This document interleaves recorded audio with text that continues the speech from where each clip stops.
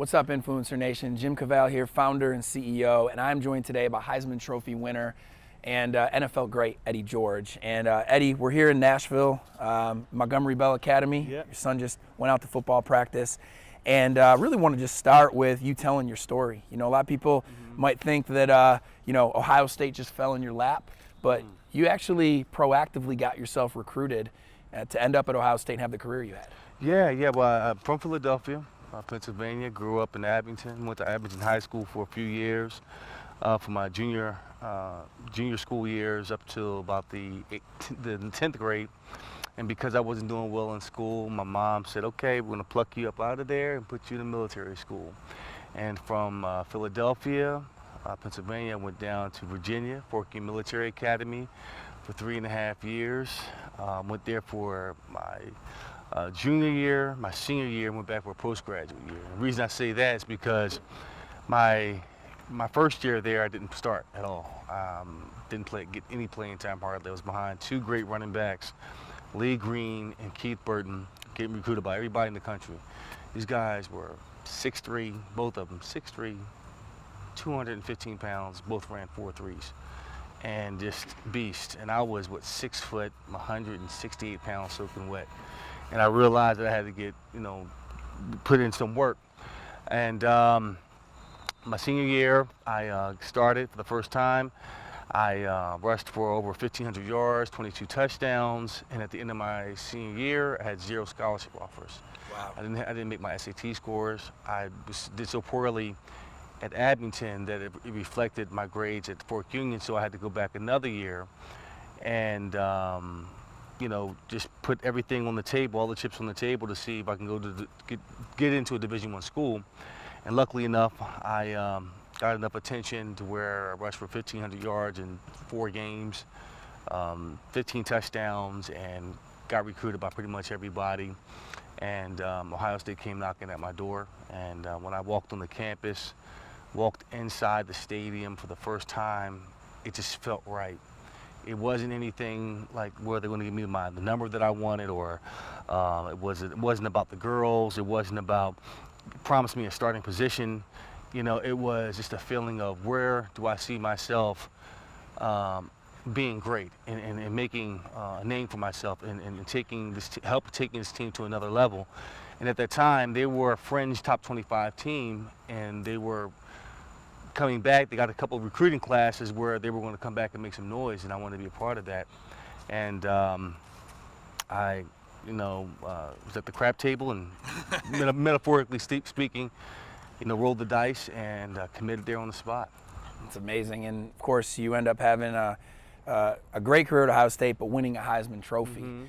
And that puts you on a map that really is forever. The legacy that comes with that. Talk about that experience, not only going to New York, winning the Heisman Trophy, but even how it still stands today when you might go back, or just what it means. It's winning the Heisman is like, there's no greater individual award to be given. And really, it's not an individual award, it's a team award. Right. But it's given to one person who represents that. And I was fortunate enough to be around a great group of guys and that worked extremely hard and pushed me every day and challenged me every day, like Mike Vrabel and Matt Finkes and Sean Springs, Stanley Jackson. Yeah, and these guys, we would compete on a daily basis. If it was just lining up and sprinting 5 yards, it was like, who's going to be the first? And it was a bunch of trash talking. So when we got to, our practice was so hard that when we got to games, it was easy. So that environment, the competitive nature, the competitive environment that was created there helped me win the award. So it's, a Heisman is forever. And I didn't understand that until my maybe 10, 15 years out the league. It gets better with time. Sure. And I remember Archie Griffin telling me after I won, he says, "You think this is something, wait until you're done." I said, there's nothing that can compete with this moment that I have right now after winning the award and hearing my name called and giving my speech. And I had no idea what I was talking about. I was just in a moment of like, damn, I just won the Heisman Trophy. This is crazy. I'm living out my childhood dream. Right. And it's gotten better ever since then, because you know, as you move forward, you're always going to be remembered as the Heisman Trophy winner. You know, Eddie George, 1995 Heisman Trophy winner, not a former. Right. Always will be etched in stone. Your legacy will forever be cemented. So it's been quite a ride. It continues to grow each and every year. Yeah, I actually got to go to Columbus for the first time, meet with some of the staff there about Influencer, and I got to hold your trophy. You know, they got all the trophies there. Right there when you walk in. Actually had navy blue on, by the way. They made me take that off. Yeah, had to go back to the car, change, come back in. I didn't have any red, but at least I wasn't wearing navy anymore. Blue, dude. No blue, no yellow. The clock was there for the game, the countdown to the Michigan game. But you talk about that award and how it's not just an individual award. I think that's an interesting parallel, because when y'all were playing back then, and those guys obviously pushed you and you pushed them, that's it translates into the real world as far as who you surround yourself with really does produce who you are as it pertains to roles you have: father, entrepreneur, actor, whatever it is. So just talk about that a little bit, because those guys did have a big impact on you. Sean Springs, Vrabel, those guys. Yeah, no question. I mean, who you surround yourself with is so important. You know, there are 4 pillars that I live by. It's the physical, the spiritual, the emotional, and the social. And the social pillar really defines who you are. You know, whether you have mentors that are older than you, wiser than you, more money than you, more knowledge, or you're mentoring to someone else. You know, there's a give and take. You have to be a conduit to receive knowledge and wisdom and information, and giving your mistakes and so forth, and filtering that through to somebody else. And that's how you continue to keep it going. And who you surround yourself with is so important, because it defines who you are. You know, if they're not challenging you or fostering your dreams or helping you become a better person, and they can be someone that's an adversary, you know, then they don't need to be in your circle. Because I've learned through my years just living, you know, your circle of friends will become smaller and smaller as you get older and wiser, and you're only going to probably count on one hand who you can really depend on, who is in that circle of your influencers, people that are going to, again, hold you accountable for your actions and look to you. My sons hold me accountable to everything I do. Whatever I tell them, they're going to look to see if I'm doing it. Yeah. So it's not about just talking it, it's about living it. And you have to be very, very conscious of who you allow in your circle day to day, because I don't know of one situation where one good person, you put him in a bunch of bad apples, he turns them to good. Eventually, he'll become a bad apple. So you have to detach yourself from that, prune yourself away from those people or that energy, and surround yourself with people with like minds, and you have to fly with eagles. Iron sharpens iron. Iron sharpens iron. So that's the key. So you get drafted, coming off a Heisman campaign at Ohio State. You go on to the NFL, have a great career right here in Nashville with the Titans, come a few yards away from the Super Bowl. 1 yard. 1 yard. But playing in the NFL, at what point did you start to see or realize that this game isn't forever, and start to think about what's next? Day one. You come That's into, fair. I mean, you understand that it will come to an end. And you think that 5 years, 10 years, 15 years is a long time, and it is in real life, but in the NFL, by the time you get drafted, you're in year 5, and you're a blink of running an eye. Right, so you have dog years as a running back. So I kind of realized that, you know, my first couple of years, I didn't really prepare for the end. I was focused on the beginning, but I always had the end in mind. And I was thinking, like, what am I going to do once the game is done? So my 4th year, at the end of my 5th year, I went back and got my degree in landscape architecture, and I wanted to use my celebrity, my status, and my network to help me develop a business. So I started the Edge Group, a landscape architecture firm 14 years ago. And I wanted to build an enterprise and become an entrepreneur. So I kind of started back then. But I wasn't ready to leave the game in my 9th year. I thought I would play 15 years, 14, somewhere around there, and decide when I was going to leave. Very often you had the choice of making that decision. The game almost makes that decision for you, yeah. unless you're a Peyton Manning or Tom Brady, someone to that. I mean, that's the 1% of the 1% that can have a chance to do that. But for the most part, I always was looking to expand my horizons, learn, put myself in uncomfortable situations or uncomfortable areas where I was forced to grow, sink or swim, and learn and evolve, because that was the key to the real game. Was after the game of life, Right. and how you survive and how you evolve and how you grow and how you maintain a certain lifestyle or a certain way of thinking, and not just rely on your playing days to define who you are and also to bring in a check for you. Sure. So I've had to, really spawn out into areas that, first of all, I was passionate about. Second, that I figured that I could be great at. And third, that's going to, bring in some income and go for a lifetime, that as long as I live. So that's exactly what I've done. I focus in 3 areas. There's 3 E's, I like to say. It's entrepreneurship, entertainment, and education. And then through those 3 E's, I've kind of recreated my own brand. And that's whether it's acting on stage, in front of the film, in front of the camera, whether it's producing, and then there's the entrepreneurial element where I have my wealth management business, and I got my MBA and so forth, and through education I teach and still learning as a teacher, as a student. So through those 3 areas, that's how I kind of live my life now. Yeah, you got a lot of cool things going on in the entertainment side too. Got a shoot you're about to go out to soon, and I guess for me, thinking about, okay, you say day one, you get into the NFL, you know that it's going to end.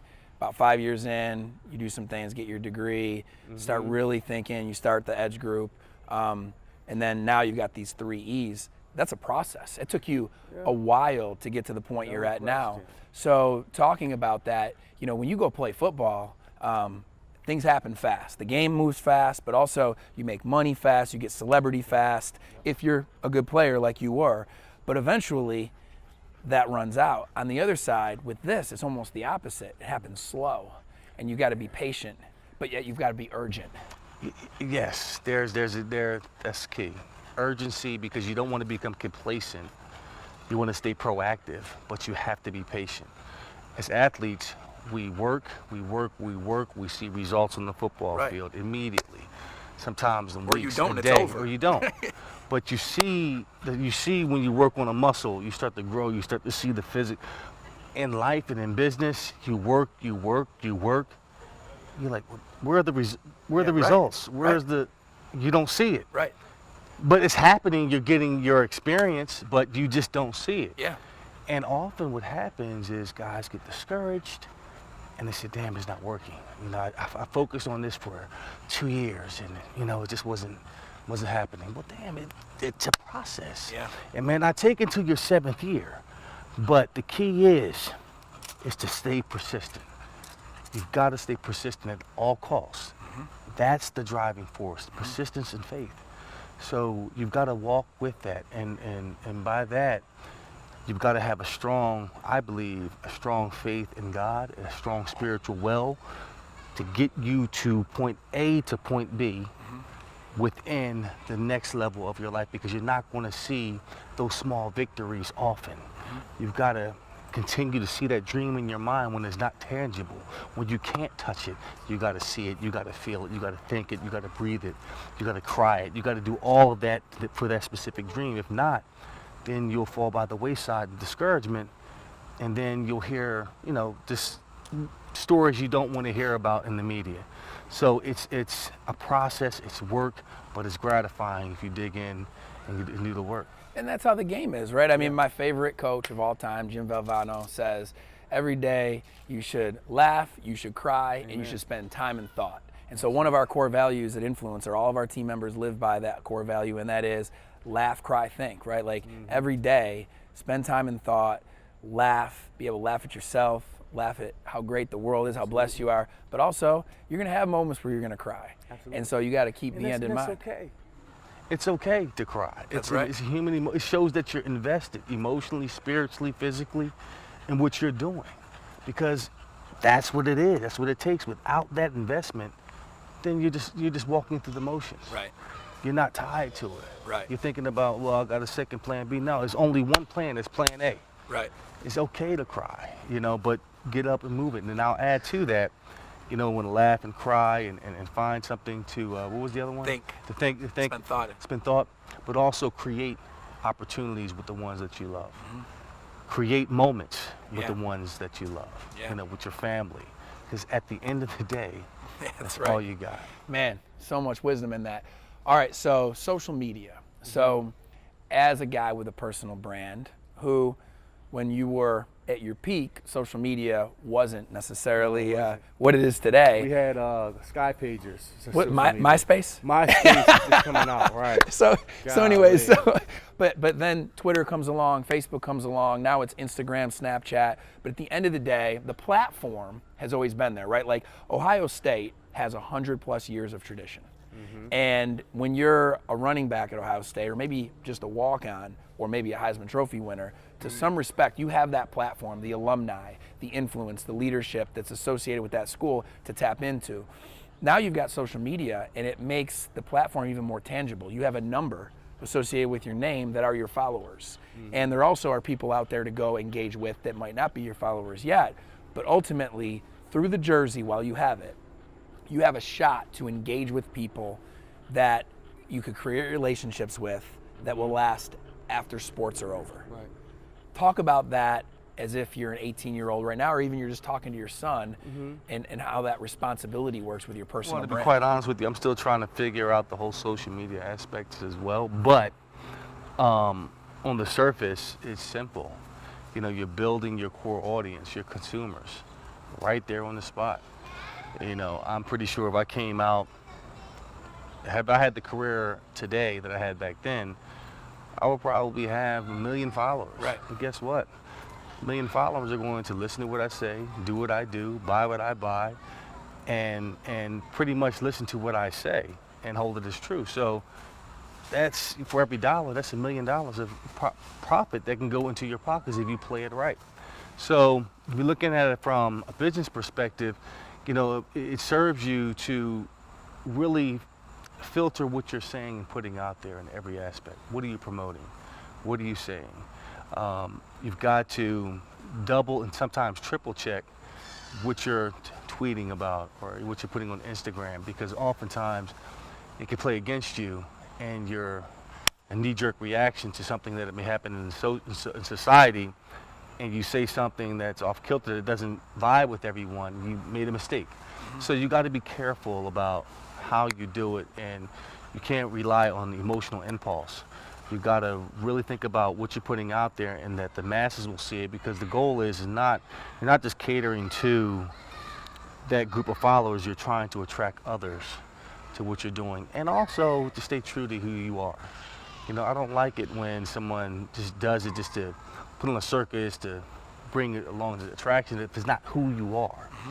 If you're authentic, people will come and they will follow you because of that authenticity, not because of something that's fabricated or something that you think is cute at the time and doesn't have longevity or sustainable. So that's what I would say. I say that to my sons now. I say that to myself.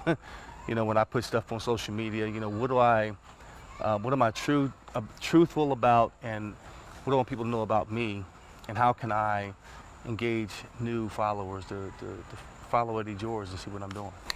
What's interesting to me about this topic is really this plays into just marketing 101, and a lot of people overlook it, but marketing 101 is, picture a triangle. You have your message, you have your media, and you have your market.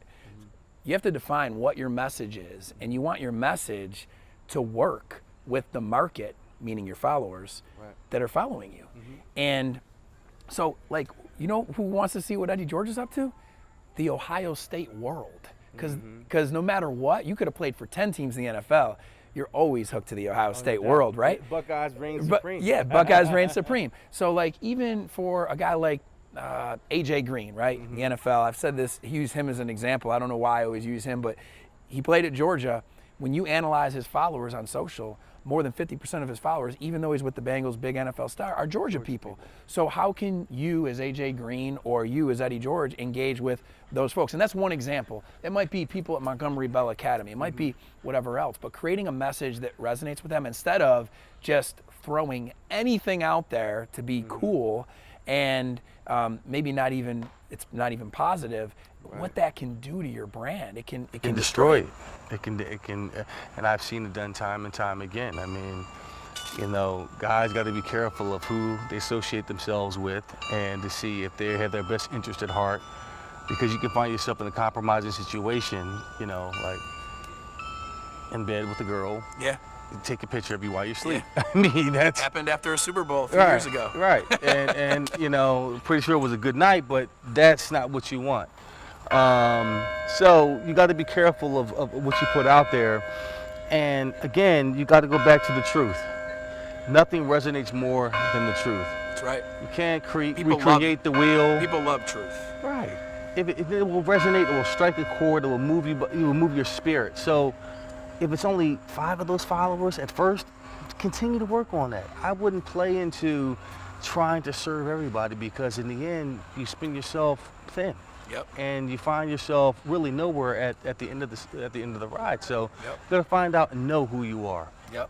All right. So as we wrap this up, if you could go back in time, and you were standing there with the 20-year-old Eddie George, Vrabel, Springs, all those guys, and obviously at that time, like, you guys are invincible, right? And so many different things are ahead of you. What would you tell that group of people? What would you say? I would say invest in Under Armour. 'Cause I had a chance to do that, and I didn't do that. Invest in Under Armour, and I'll be a rich man, extremely rich. No, here's the thing. At 43, I can always give various examples of what to look out for, give them the blueprint to be perfect, and not to go down these pitfalls or these roads or not make mistakes. But I wouldn't be who I am without those mistakes. So I wouldn't tell them anything differently other than one thing: trust God more. Wow. That's it. As you go through those tough times, trust God more.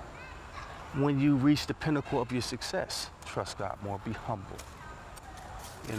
When you go from one career to the next, trust God more.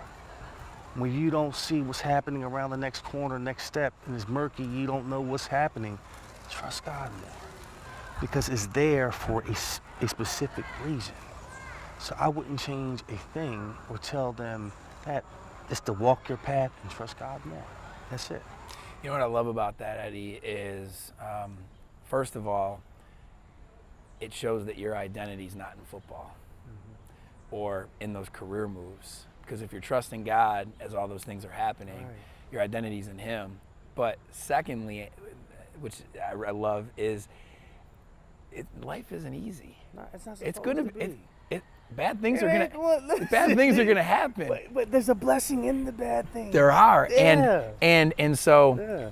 you just said at 43, like, those things all kind of made you who you are today. So when they're going on, when it's in the present and you're not looking back at it as the past, realizing this is part of it and it's going to make me into this person and it's part of a plan. That's a great piece of insight.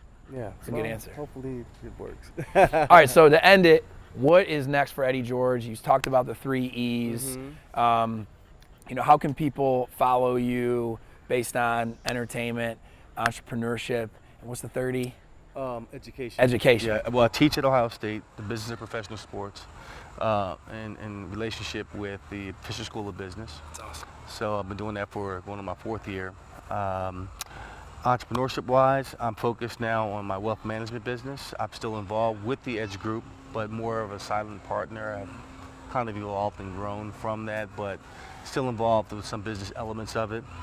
So I'm currently developing the relationships, finding the right people, the right opportunities to grow my portfolio. Yeah. Acting wise, it's day to day. You never know. Today, I have an opportunity to be on NCIS LA. Again, I have another play coming up, but then there are some projects that I'm personally working on looking to produce. Some ideas I'm going to flush out and shop it and see what happens. So outside of that, that's just that part. I have a young man over here who's going into junior high next year, just trying to make sure he's settled at his new school, and excited about the football season with my oldest son at Vanderbilt, just being a dad, be supportive, and be an attentive husband, and just try to be a good person every day. So that's kind of where I am right now. So September could be something different. Yeah. Who knows? Well, I've enjoyed getting to know you, and I'm looking forward to continuing to do so on the entrepreneurship side. And, a lot of people say a lot of things. Other people do what they say. And this guy does it, man. And it was cool watching you fix your son's pads earlier. By the way, he didn't like it, but I really respect this guy. I hope you got something out of this, and I really appreciate you, brother. Thanks for taking the time to talk. I appreciate it, man. Thank you. Blessings.